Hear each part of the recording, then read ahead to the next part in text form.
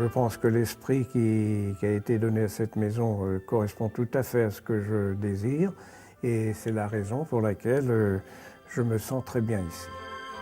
Moi, je me sens chez moi.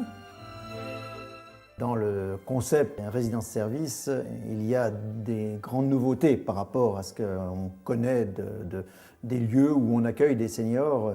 Ce sont des appartements et c'est extrêmement important ce concept d'appartement car c'est un lieu où la personne habite et non pas est reçue comme dans une chambre. C'est un appartement.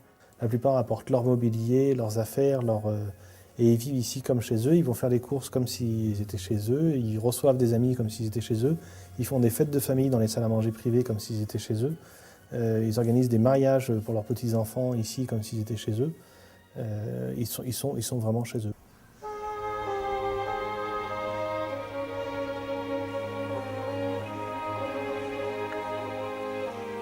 Je suis chez moi et j'aime y inviter ma famille. C'est la liberté dans un esprit qui me plaît. Voilà.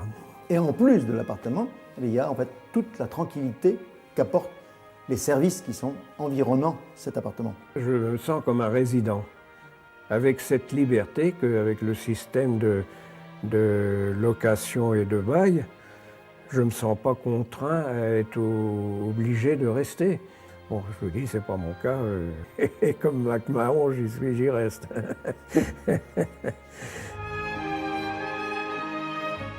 Je crois que c'est essentiellement, ils sont d'abord chez eux. Mais en plus, ils sont aussi dans une résidence, car il y a cet environnement. Mais s'ils veulent vivre tranquille chez eux, vivre chez eux, c'est à ce moment-là en fait un appartement. Mais c'est un appartement dans un environnement, d'où en fait le terme de résidence.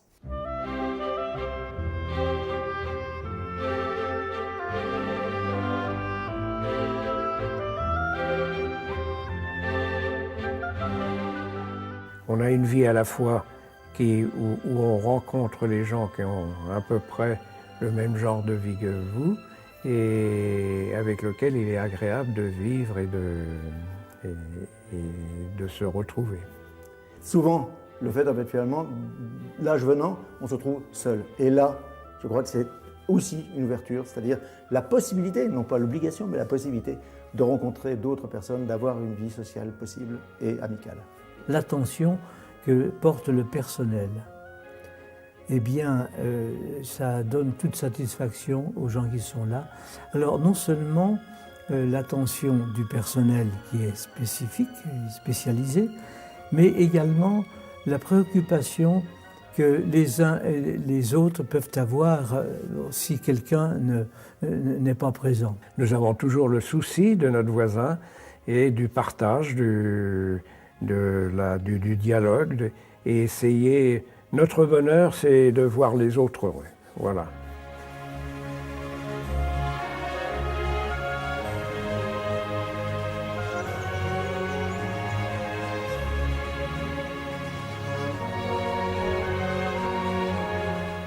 Chacun a sa personnalité, chacun a son appartement individuel, bien sûr, mais en même temps, eh bien, on sait qu'on fait partie d'une, je dirais pas communauté. Faut pas non plus mélanger on sait qu'il y a une amitié et une attention. D'une part, en fait, finalement, un vrai confort, une vraie attention à la personne. Mais par contre aussi, de la sécurité. De la sécurité, parce que si elles viennent à tomber, à chuter, à avoir en fait un ennui médical, elles ne sont pas seules. Et directement, il y a des appels de sécurité qui permettent à l'accueil, aux personnes paramédicales de venir, d'être là. On sait qu'il y a toujours quelqu'un qui se préoccupe de savoir si vous êtes en forme, si vous avez besoin de quelque chose. On est libre chez nous, on y fait ce qui nous plaît, mais si on a une faiblesse ou tout ça, on 0425 et il y a tout de suite quelqu'un qui vient à votre secours. Voilà, alors sans être médicalisé, on est une maison où on peut vivre en bonne santé et où on est secouru en cas de besoin. Voilà, c'est l'antidote de la solitude. Nous, on est vraiment là pour les aider, les encadrer, de faire en sorte qu'ils fassent les choses comme s'ils étaient chez eux, véritablement. Au jour d'aujourd'hui, la connotation de maison de retraite, c'est vraiment la dernière extrémité, la dernière solution. C'est-à-dire on s'accroche en restant chez soi et quand on ne peut plus, quand il n'y a plus d'autres solutions, à ce moment-là, ou c'est les enfants ou c'est même la personne qui part à la maison de retraite. Et, excusez-moi du terme, mais on l'utilise, c'est un peu un mouroir. Ici, ce n'est pas du tout ça. C'est justement au contraire un lieu où les gens peuvent loger et effectivement, que ce soit leur dernière habitation, mais que ce soit leur dernière habitation et non pas une chambre. Ce sont des 2 pièces, ce sont des 3 pièces. Il y a une cuisine, il y a une entrée, il y a une sonnette. Il y a enfin vraiment une individualité qui permet de faire que la personne prenne pour elle-même son logement. C'est son logement. Ce n'est pas une chambre, ce n'est pas la chambre numéro 42. C'est l'appartement de madame ou l'appartement de monsieur et madame Attel, puisque, Dieu merci, on a enfin, un certain nombre de couples qui vivent ici aussi, dans cette maison.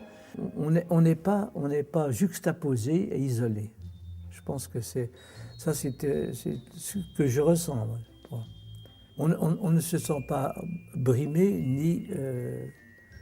il n'y a pas de chape, si vous voulez. Ça, c'est important.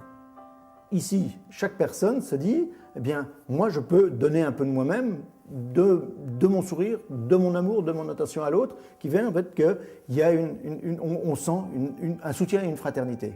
Ayant moi-même la foi, je pensais à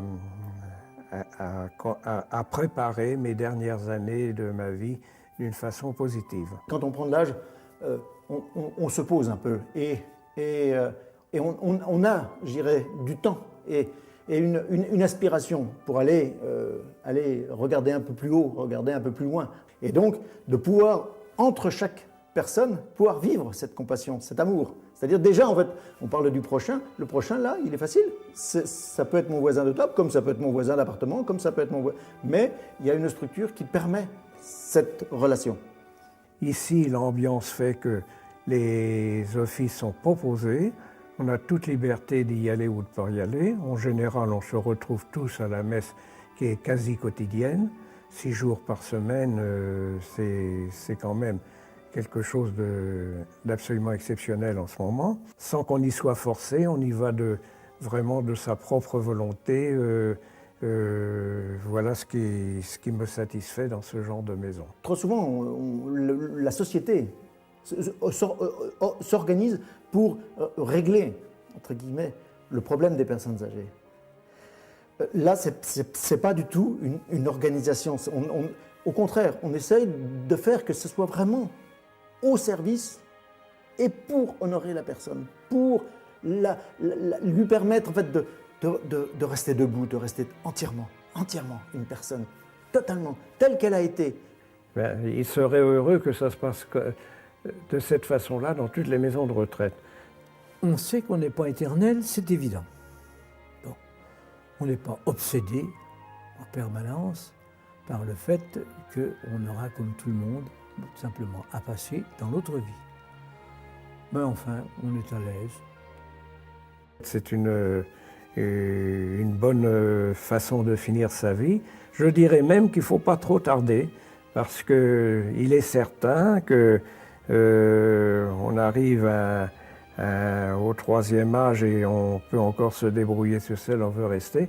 Et à ce moment-là, on risque de venir au 4e âge où on est assisté, ce qui n'est pas favorable. Il est beaucoup mieux de venir un petit peu plus tôt, d'être en quelque sorte, par sa relative jeunesse, animateur, et ça nous prépare vraiment à recevoir en retour ce qu'on aurait donné au départ. Le mot serein, oui, traduit davantage, si vous voulez, à la fois cette tranquillité, cette paix. Si Dieu me prête vie, et aussi longtemps qu'il le voudra, comme il voudra et comme il voudra, si je suis en bon état mental,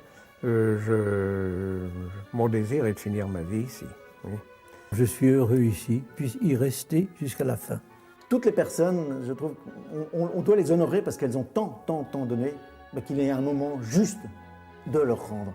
Et d'offrir en fait un cadre, ce cadre-là, je trouve que c'est un juste retour des choses.